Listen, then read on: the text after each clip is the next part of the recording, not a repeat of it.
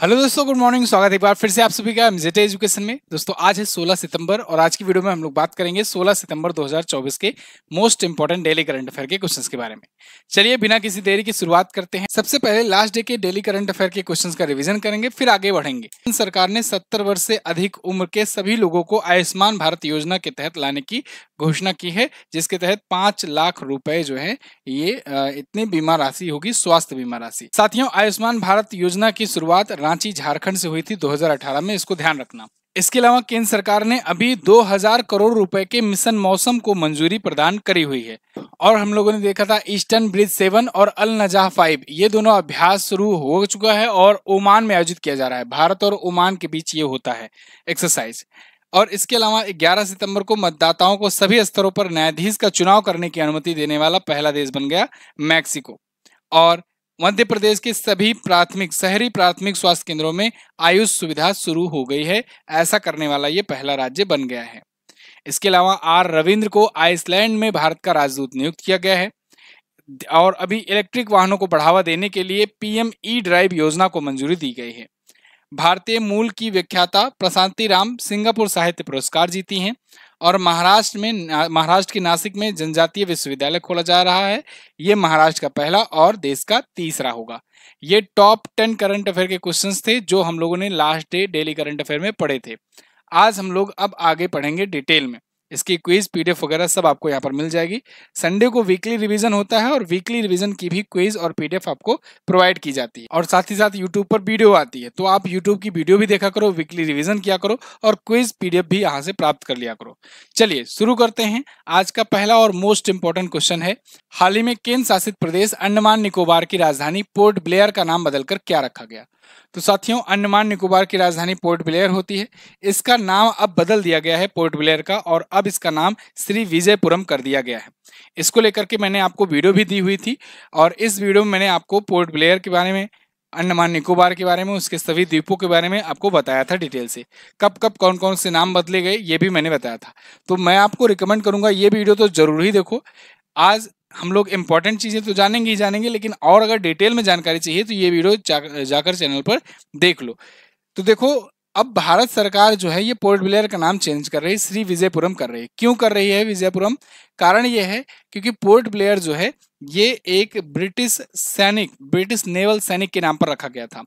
British naval officer था आर्चीबल्ड Blair, उसके नाम पर इसका नाम पोर्ट ब्लेयर पड़ा हुआ था।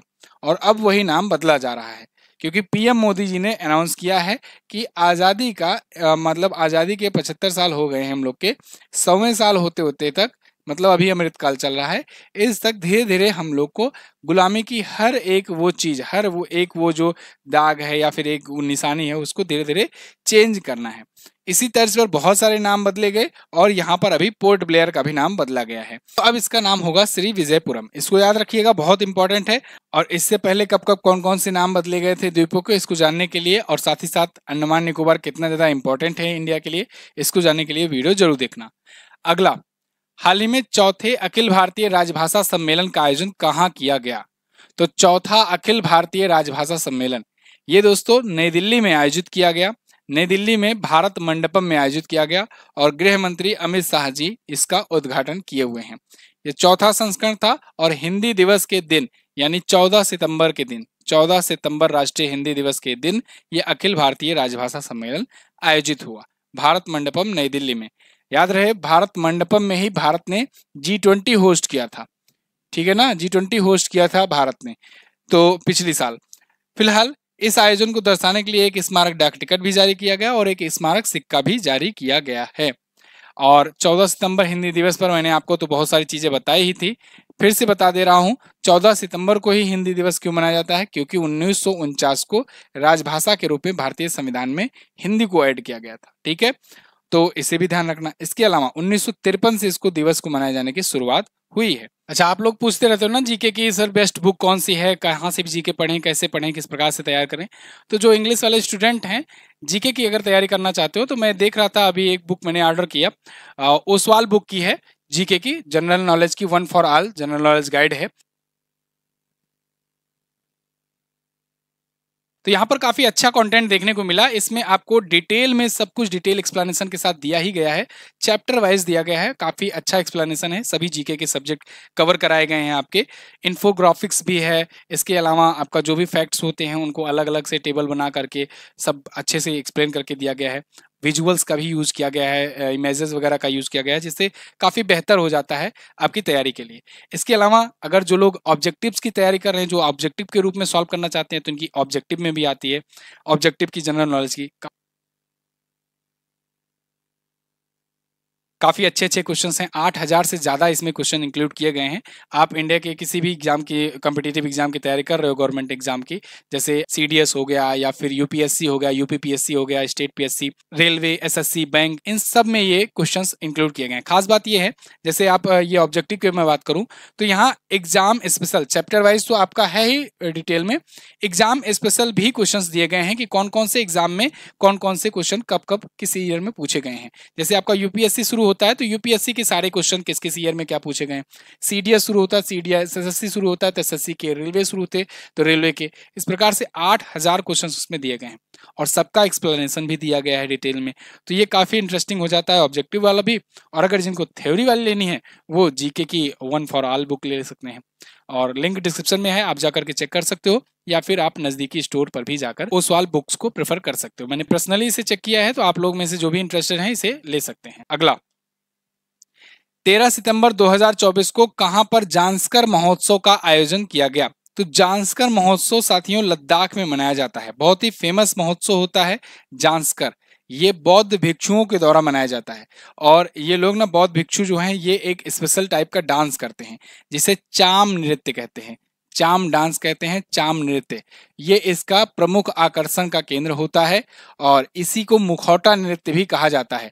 ये कई बार सीजीएल के एग्जाम में पूछा गया है, मुखौटा नृत्य या चाम नृत्य कहाँ होता है? तो ध्यान ध्यान रखना, ये लद्दाख में होता है और बौद्ध भिक्षुओं के द्वारा आयोजित होता है। ठीक है, तो प्रदुम जांस्कर लद्दाख में 13 और 14 सितंबर को 9वां संस्करण आयोजित हुआ, 2 दिवसीय लद्दाख में। ठीक है, तो इसके मुखौटा और वेशभूषा में भिक्षुओं के द्वारा ये चाम नृत्य किया जाता है इस अवसर पर। ये कई बार एग्जाम में पूछा गया है। लद्दाख के कुछ और महोत्सव में अगर बात करें तो हेमिस तसाई महोत्सव होता है। इसके अलावा स्टोक गुरु त्सेचु होता है, स्पीतुक कस्टर होता है, दोमोश्चे, लोसर, सिंधु दर्शन, ये सभी प्रमुख महोत्सव होते हैं लद्दाख के। ठीक है, चलिए आगे बढ़ते हैं। सितंबर 2024 में कौन सा देश ब्रिक्स का न्यू डेवलपमेंट बैंक में शामिल हुआ? तो ब्रिक्स न्यू डेवलपमेंट बैंक में अब शामिल हो गया है दोस्तों अल्जीरिया। अल्जीरिया एक अफ्रीकी कंट्री है, और मैंने आपको दिखाया था उस दिन मैप में, अभी आज भी दिखाऊंगा। अभी अल्जीरिया कई बार आ गया है। तो अल्जीरिया जो है ये फिलहाल एनडीबी में शामिल हो गया है, न्यू डेवलपमेंट बैंक में। न्यू डेवलपमेंट बैंक जो है ना, ये ब्रिक्स का बैंक है। ब्रिक्स का बैंक है, ब्रिक्स संगठन तो आप जानते ही होंगे। तो ब्रिक्स का बैंक है न्यू डेवलपमेंट बैंक, इसका सदस्य बन गया है। ब्रिक्स का सदस्य नहीं बना है, एनडीबी का सदस्य बना है। ठीक है ना, ब्रिक्स संगठन है, ब्रिक्स ऑर्गेनाइजेशन है, जिसमें अब आज के टाइम पर 10 देश हो गए हैं, लेकिन एनडीबी उसका बैंक है, ब्रिक्स के लिए बैंक है। ठीक है, तो फिलहाल अल्जीरिया इसमें शामिल हो चुका है, और अब टोटल यहाँ पर सदस्य देशों की संख्या हो गई है 10। लेकिन वो 10 और ये 10, ब्रिक्स वाले 10 दोनों अलग अलग हैं। अभी मैं आपको एक्सप्लेन करूंगा, थोड़ा वेट कीजिए। ब्रिक्स देश जो हैं, ब्राजील, रसिया, भारत, चाइना और दक्षिण अफ्रीका, इनके द्वारा 2015 में एनडीबी स्थापित किया गया था। मतलब 2015 में पूरा ट्रीटी एक्सेप्ट किया गया, वैसे स्थापना 2014 में ही हुई थी, लेकिन इस प्रस्ताव लाया गया था 2015 में, वो प्रस्ताव अप्रूव हो गया था। तो 2021 में इससे पहले बांग्लादेश को, इजिप्ट को, संयुक्त अरब अमीरात को और उरुग्वे को शामिल किया गया था। पहले सितंबर में 3 देशों को, उसके बाद फिर दिसंबर तक आते आते 2021 में इजिप्ट को भी शामिल कर लिया गया था। मतलब ये 4 देश तब शामिल हुए थे, और 5 देश ये थे, तो 5 4 9 हुआ था। अब अल्जीरिया शामिल हुआ तो 10 हुआ। ध्यान रहे, ये देशों में, ये जो 10 देश हैं, इसमें आपको कुछ देश ऐसे दिखेंगे जो ब्रिक्स के मेंबर नहीं है। जैसे अल्जीरिया जो है, और बांग्लादेश, ये और उरुग्वे, ये ब्रिक्स के मेंबर नहीं है, लेकिन ये ब्रिक्स के न्यू डेवलपमेंट बैंक के मेंबर है। ठीक है ना, ब्रिक्स के मेंबर की अगर बात करें, यहां पर मैं लिख दे रहा हूं, ब्रिक्स के अगर मेंबर की बात करें तो ब्रिक्स के मेंबर दोस्तों 5 तो यही हो गए, ब्राजील, रसिया, इंडिया, चाइना और साउथ अफ्रीका, है ना। और 5 देश और जुड़े हैं। सऊदी अरेबिया जुड़ा है, इजिप्ट जुड़ा है, यूएई जुड़ा हुआ है, और इसके अलावा इथियोपिया जुड़ा हुआ है, और इसके अलावा ईरान जुड़ा हुआ है। तो ये 5 और जुड़े, 10 ये हो गए। लेकिन अब इसमें देखो, अभी न्यू डेवलपमेंट बैंक में ना तो सऊदी अरब है, ना ही ईरान है, ना ही इथियोपिया है। ठीक है, तो ये 3 देश इसमें नहीं है, उसकी जगह पर उरुग्वे, अल्जीरिया और बांग्लादेश है। ठीक है, यहाँ पर फिलहाल न्यू डेवलपमेंट बैंक के बारे में देख लो। ये आज के टाइम पर 10 कंट्रीज हैं। ये वाली नई कंट्री है। संघाई चाइना में इसका हेडक्वार्टर है। स्थापना इसकी 2014 और 15 में की गई थी, न्यू डेवलपमेंट बैंक की। और दिल्मा रोसल्फ ये इसके करंट टाइम पर अध्यक्ष हैं, या कहें कि प्रेसिडेंट हैं। क्लियर है, समझ में आ गया? इतनी बड़ी बिल्डिंग है, पता नहीं इतनी बड़ी बिल्डिंग में क्या करते हैं लोग। आगे, हाल ही में WHO ने अफ्रीका के लिए एमपॉक्स की पहली वैक्सीन को मंजूरी दी। इसका क्या नाम है? एमपॉक्स पिछले दिनों में लगातार चर्चे में बना हुआ है। इस पर भी मैंने आपको 2 वीडियो दी हुई है। एमपॉक्स क्या होता है, भारत में इसका पहला मामला भी आया था, दोनों पर मैंने आपको वीडियो दी हुई है, आप जरूर देखिएगा। एमपॉक्स बेसिकली जो चेचक रोग होता है ना, उसी का समझ लो अपग्रेडेड वर्जन है। कांगो में फैला हुआ है, शुरुआत कांगो से इसकी हुई। अफ्रीकी एक देश है कांगो। तो ये पूछा जाएगा कि कांगो से या कहाँ से सबसे पहला इसका देखने का मामला मिला, या कहाँ पर ज्यादा स्प्रेड हुआ। तो अफ्रीकी देश है कांगो, वहां से ज्यादा देखने को मिले मामले। फिर धीरे धीरे ये दुनिया में और भी देशों में फैलना शुरू हुआ। अब भारत में भी पहला केस देखने को मिला है अभी। फिलहाल एमपॉक्स की पहली वैक्सीन को WHO ने मंजूरी दे दी है, वर्ल्ड हेल्थ ऑर्गेनाइजेशन ने। और इसका नाम क्या है? MVA-BN।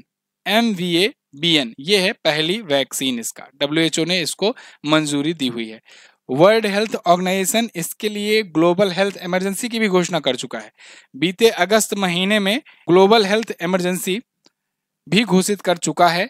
इसको आप ध्यान रखिएगा, अगस्त महीने में एमपॉक्स को लेकर के। फिलहाल ये MVA-BN जो है, ये बावारियन नॉर्डिक AS द्वारा विकसित किया गया है, ये कंपनी का नाम है। इसे अभी गावी और यूनिसेफ ये दोनों के द्वारा इसे खरीद करके वहां पर प्रोवाइड किया जा रहा है। मैंने आपको बताया था इसको लेकर के एक और क्वेश्चन कि जर्मनी जो एक यूरोपियन कंट्री है, इसने गावी की मदद से लगभग 100 मिलियन वैक्सीन जो है ये अफ्रीका में देने की भी बात की थी। कुछ दिन पहले ये क्वेश्चन कवर कराया था मैंने ना, तो ये सबको आप एक साथ इंक्लूड करके लेकर के चलो। एमपॉक्स जो है काफी खतरनाक है, जानलेवा भी हो चुका है अफ्रीका वगैरह में, और इसको लेकर के दुनिया भर के लोग कंसर्न हैं अभी के टाइम पर। यूनिसेफ और गावी मिलकर के यहाँ पर प्रोवाइड कर रहे हैं, लेकिन निर्माता चूंकि एक ही है, इसलिए प्रोडक्शन अभी उतनी मात्रा में हो नहीं पा रहा है। WHO की बात करें तो इसकी स्थापना 7 अप्रैल 1948 को हुई थी। इसीलिए 7 अप्रैल को मनाते हैं विश्व स्वास्थ्य दिवस, वर्ल्ड हेल्थ डे, 7 अप्रैल को। ठीक है, हेडक्वार्टर जिनेवा में है, अध्यक्ष हैं टेड्रोस एधनोम। अगला, हाल ही में जारी वैश्विक मेगा हब रिपोर्ट में दिल्ली एयरपोर्ट किस स्थान पर है? तो ग्लोबल मेगा हब रिपोर्ट आई और एक लोकल रिपोर्ट भी आई है। दोनों में देखा गया है कि दिल्ली एयरपोर्ट और मुंबई एयरपोर्ट या दुनिया भर के एयरपोर्ट किस किस स्थान पर हैं। तो इस रैंकिंग में देखो, वैश्विक मेगा हब वाली भी जब बात की जाए तो दिल्ली एयरपोर्ट है 24वें स्थान पर, है ना। यहाँ पर देख पाओगे आर्टिकल है, Delhi airport rank 24th among top mega hub airports में ग्लोबली, और वहीं मुंबई को मिला है 44वां स्थान, 24-44। ठीक, अब अगर बात किया जाए इसमें लो कास्ट कैरियर में, यानी कि लो कास्ट कैरियर वाले के मामले में एयरपोर्ट में, तो इसमें 5वें स्थान पर दिल्ली है।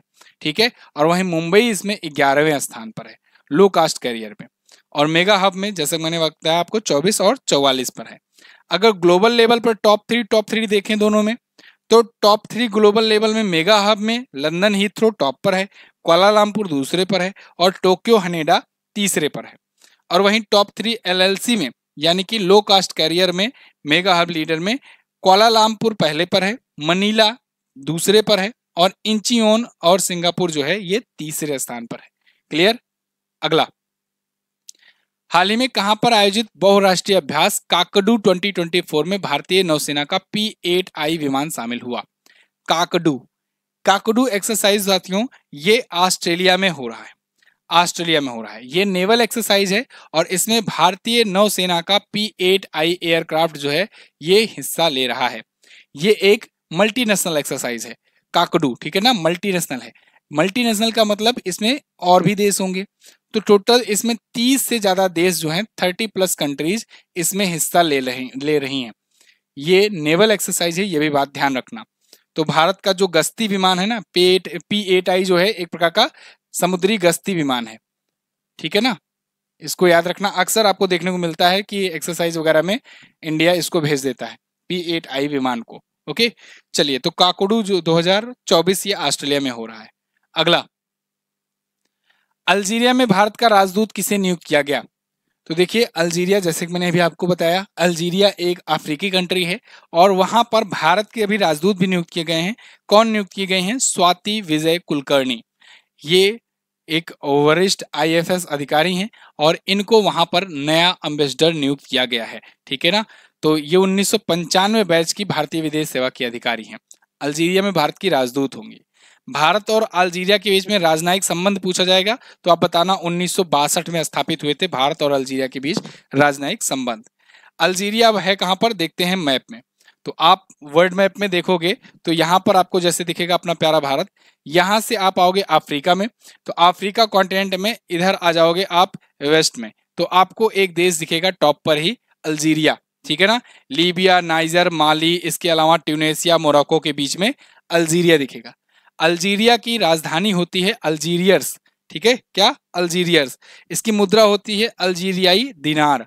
और यहाँ के प्रेसिडेंट, जो अभी कुछ दिन पहले मैंने बताया था कि दोबारा से यहाँ के प्रेसिडेंट नियुक्त किए गए हैं, अब्देल मजीद तेब्बोन, ठीक है ना, अभी कुछ दिन पहले ही कवर कराया था ना, ये बार एक बार फिर से नियुक्त किए गए, याद रखना इनका नाम।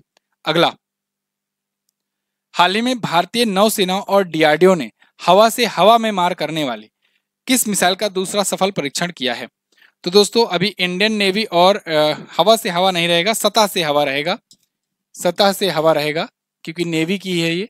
नेवी वाली जो होगी मिसाइल ना, वो सतह से हवा में मार करेगी, ध्यान रखना इस चीज को। अगर एयरफोर्स की है, ठीक है, ये बेसिक सी चीजें हैं, मतलब कि तुरंत पकड़ में आ जाएगी गलती कहां पर है, समझ में आ जाता है।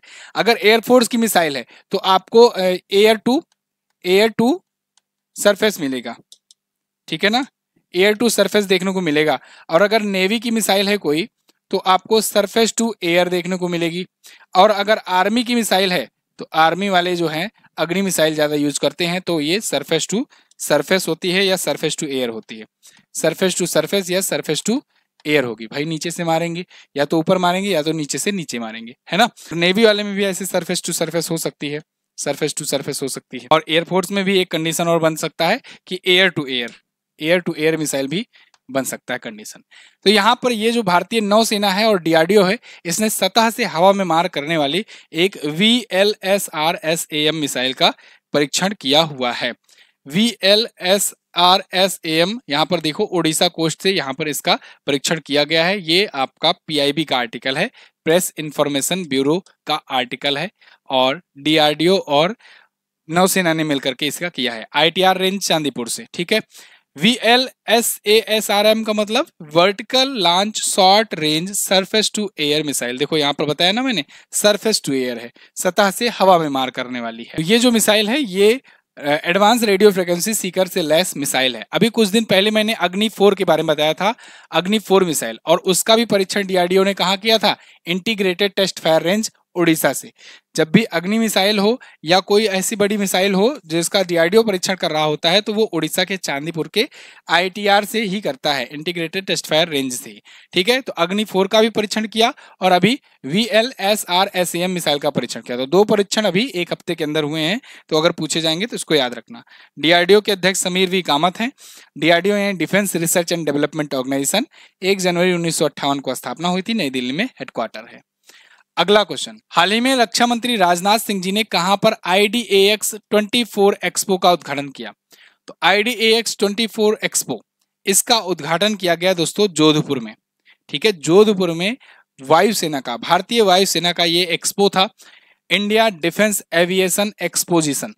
तो ये आयोजित किया गया जोधपुर राजस्थान में 12 से 14 सितंबर के बीच में। रक्षा मंत्री राजनाथ सिंह जी गए हुए थे इसका उद्घाटन करने, और इसमें वायुसेना ने अपने प्रदर्शन दिखाया। फिलहाल अभ्यास तरंग शक्ति अभी चल रहा है, जो कि भारतीय वायुसेना के द्वारा अभी तक का सबसे बड़ा एक्सरसाइज है, और ये एक मल्टीनेशनल एक्सरसाइज है। इसमें भी बहुत सारे देश हिस्सा ले रहे हैं। भारत इसका आयोजन कर रहा है, ये बात ध्यान रखना। आज का एक बोनस क्वेश्चन कि राष्ट्रीय इंजीनियर्स दिवस कब मनाया जाता है। National engineers day. तो नेशनल इंजीनियर्स डे दोस्तों प्रत्येक वर्ष मनाया जाता है 15 सितंबर को। 15 सितंबर को दोस्तों सर मोक्षगुंडकम विश्वेश्वरैया जी की जयंती होती है और ये भारत रत्न से सम्मानित थे। इनकी जयंती पर ही ये इंजीनियर्स डे मनाया जाता है। आपके लिए एक क्वेश्चन है कि बताइए इनको भारत रत्न कब मिला था, भारत रत्न से कब सम्मानित किया गया था एम विश्वेश्वरैया जी को, कमेंट करके जरूर बताइएगा। तो इनको इनके ही सम्मान में इंजीनियर्स दिवस हम लोग मनाते हैं, ठीक है ना। चलिए बहुत बहुत धन्यवाद यहाँ तक वीडियो देखने के लिए। इसके अलावा ई बुक वगैरह भी अपनी आती है, तो ई बुक भी आप ले सकते हैं करंट अफेयर की। एमजेटी ऐप पर ई बुक और वीडियो कोर्सेज वगैरह सब आपको मिल जाएगा। और हाँ, अर्जुन बैच में एडमिशन ओपन कर दिया गया है फिर से, तो अर्जुन बैच जिन लोगों ने नहीं लिया है इसको जरूर लीजिए। MJT 50 कूपन कोड यूज करने पर आपको 50% का डिस्काउंट भी मिलेगा, तो उसका भी आप फायदा उठा सकते हैं। लास्ट डे का क्वेश्चन अगर बात करें तो कल मैंने पूछा था आपसे क्वेश्चन कि कुल कितने विजेताओं को फ्लोरेंस नाइटिंगेल पुरस्कार दिया गया, तो 15 विजेताओं को दिया गया राष्ट्रपति जी के द्वारा। अल्जीरिया की मुद्रा क्या है, देखो आज की भी वीडियो मैंने बताया हुआ है, अल्जीरियाई दिनार यहाँ की करेंसी है। आज आपको क्या बताना है, आज बताना है सितंबर 2018 में प्रधानमंत्री जन आरोग्य योजना की शुरुआत कहां से की गई थी। और दूसरा, आदिवासी छात्रों के लिए इंदिरा गांधी राष्ट्रीय जनजातीय विश्वविद्यालय भारत के किस राज्य में स्थित है। तो दोनों ही क्वेश्चंस के बारे में आप कमेंट करके जरूर बताइएगा, जो भी पता हो डिटेल से डिटेल जानकारी देने का प्रयास कीजिए। यहाँ पर वीडियो को एंड करते हैं, मिलेंगे अगली वीडियो में, तब तक के लिए नमस्कार, जय हिंद, वंदे मातरम।